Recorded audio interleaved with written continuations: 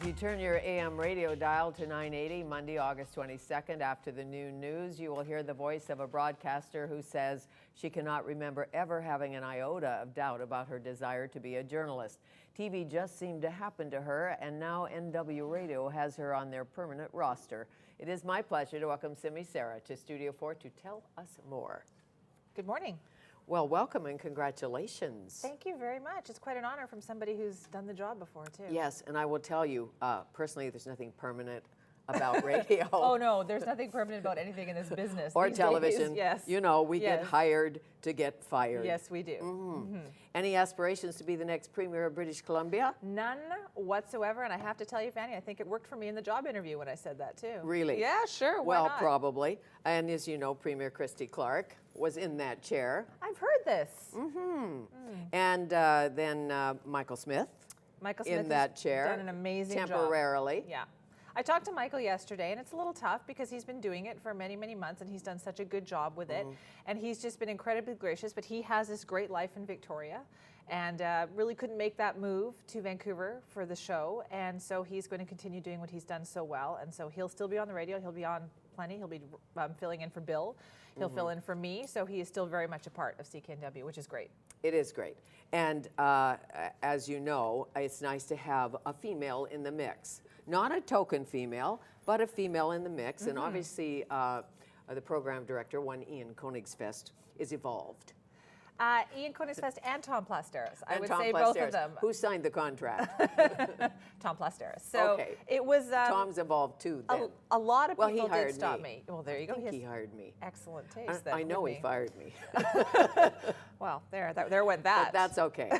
Others went out. People were great about stopping me on the street and talking about how they were looking forward to hearing a woman on the radio, a different perspective in the afternoons. And you think, wow, think back how people did not say that. You were just telling me a few minutes ago about how things had changed from when you had started out on the radio, and people wouldn't listen to a woman's voice. Oh, it's true. We had complaints.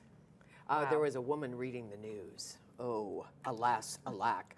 Mind you, that was many moons ago. So it's all changed. And Barbara from, certainly in public broadcasting, forged the way. And Judy LaMarche and myself and others forged the way on private radio, and Shirley Stalker and some of them. Shirley's great. And she's been very, very encouraging, and she's been fantastic. I bet. Yeah. And when you start, it's funny. I don't know if she's still doing any of this. It will probably be Mr. Koenigsfest, but he'll be in the back saying, like, smile. Maybe not. Maybe you're a trained broadcaster now, so nobody's helping you. I hope so. After 20 years, that would be the case. They have been great. No, nobody has told me to smile. Nobody really needs to tell me to smile. I tend to do that anyway. Right, but you can hear a smile on the radio. You know that. Yes. Very much so. Yes. Radio's new, relatively new for me. I've only been doing this for a couple of years, and it is a whole new learning curve, but I have found it to be so much more approachable.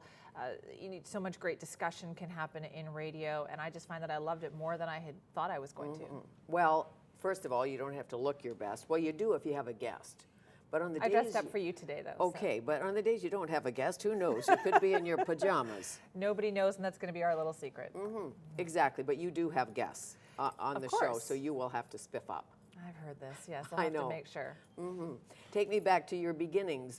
From the time you were a young girl, you wanted to be a journalist, really? Yeah, I know for a lot of people this is hard to believe. I hear it from so many young people today, too, where they say, I don't know what I want to do. I hear it from my daughter. I don't know what I want to do when I grow up. And I always have to keep my mouth shut because I was very fortunate that way, that I knew, as far back as elementary school, that I wanted to be some kind of reporter or to work in news, to talk about current events and do all those kinds of things. So that was always my goal from day one. I worked on the school newspaper in grade, must have been 9 or 10, at Cloverdale Junior Secondary. That was it. I was sold. That was all I ever wanted to do after that. Anybody in the family in news or broadcasting? Nope, just me. Hollywood? Nothing like that? Nothing at all. Just you? No, my family, they were longtime federal employees. My mother worked for the federal government. They are teachers. My dad was a bus driver. This was something very different when I decided that this was what I wanted to do. It took my dad years to recover from the fact that I wasn't going to go into the public service. He really thought that was the be-all, end-all. And it is a great job. It just wasn't the job for me. He just didn't bring up the word pension, did he? He did, as a matter of fact. Did he? Yes, he did. Smart and now, dad.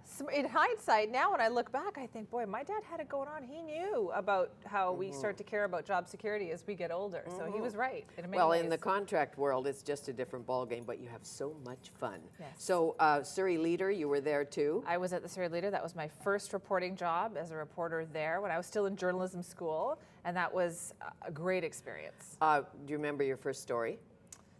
Boy, oh boy, good question. No, I don't remember my first story. We did so many. I was the intern. I was the student there, so I got shoveled every story imaginable. Probably. Yeah. But the first story you broke or anything like that in your path on television I remember somewhere where the you first, thought, this is it. Yeah, I started out this story has legs. As a writer. I started out as a writer at UTV, which a lot of people still have very fond memories of what UTV was on It Channel was 13. CKNW, Daryl Duke. You were there? Norm Clement, I was there. I did expose. Look out. We regressed Long John Baldry. I'm not kidding. We Really? exposed the late Jack Webster and others. Johnny Depp. I know, he was doing 21 Jump.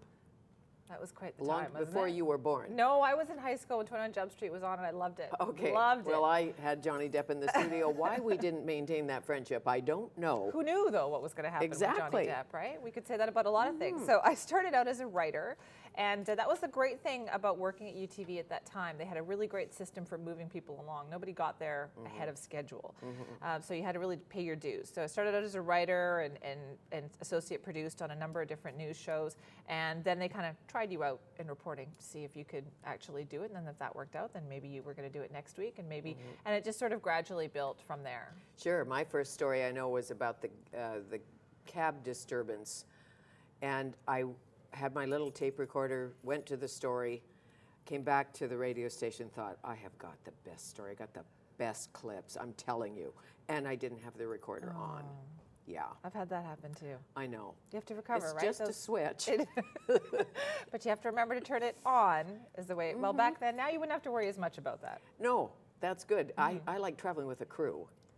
Crews are When good. I worked at the CBC, there was always a crew. Not so much anymore, but certainly at CBC television, you had a sound person and your producer and your writer. And easy to do a story. I have to tell you, in the last 3 or 4 years, I've worked at a number of different newsrooms around, and I was working part-time and here, there, and everywhere. Really got a great sense of all these different media outlets in town. This is a great city for media organizations and just the quality and the level of people that are working here. And it has been amazing to check that out at all these different places, that I have a lot of respect for the people who try to do this for a living. What are the challenges of chasing a story for you? Are there challenges of broadcasting? Keeping your job these days is That. a challenge in broadcasting. Balancing? Well, yeah, in this particular job, what I have found in the last couple of days is that everybody has thoughts. Everybody thinks that they can do the job as well as you can, or that they can do it better. And they want to let you know that they think that they can do it better. So I think the big key here is it coming off and appearing as fair as possible to both sides so that you make everybody feel like they got their say. And you have to have edge, as you know, on News Talk Radio. Yes, you do. Will you do an editorial in the afternoon, or will you just start the show? I don't think I'm going to. Have you decided? I'm not going to rant for the sake of ranting. I think you'll find that I'm pretty passionate on a lot of different events as they happen. And so, yeah, I will take the opportunity. I think that's the great thing about the show, right? You get to have your say. You get to tell people what you think.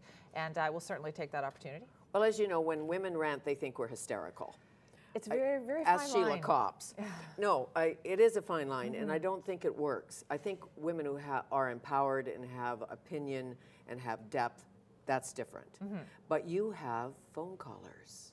Oh, yes. Yes, so you can go, line one, go ahead. Yeah, I think when I find that I am going to make an argument or have a rant or, have my editorial, as you say, I want to make sure that I am extremely well prepared for that. I want to make sure my argument is very well thought out, because you're right, people will call you on it if they think you are not. And I think one of the words I've heard somebody use is women sound shrill. And I think you also have to be very careful in moderating how you're going to put that forward. People have been really good to me. I think I've been around long enough so that people don't have that perception, but you want to make sure that people will take that from you, will take that opinion from you. Well, everybody wants to be heard. I know when I did talk radio for so many years, it was mostly men who called in. That's still the case, I think. Fewer females. Don't know why. Well, I probably do, but I won't tell it. We won't mention that. You mean they think they know everything? Well, there's some of that, but I also think that's changing. We get it's a growing number of women, and I think statistically it is now shown that, something like 40% of the people who listen to talk radio, in particular 980, are women. And we certainly want them to come in and have their say. And maybe they just felt before like they weren't having their say, or they didn't have the opportunity to have their say. And we hope that's going to change. Sure, it could be. And if you're raised male in any country, you're raised to have the answer. Yeah, really. And we want women to feel like and they women can have the answers too. And maybe we just don't. Well, we do talk just as much as they do. Sure we do. Are you kidding me?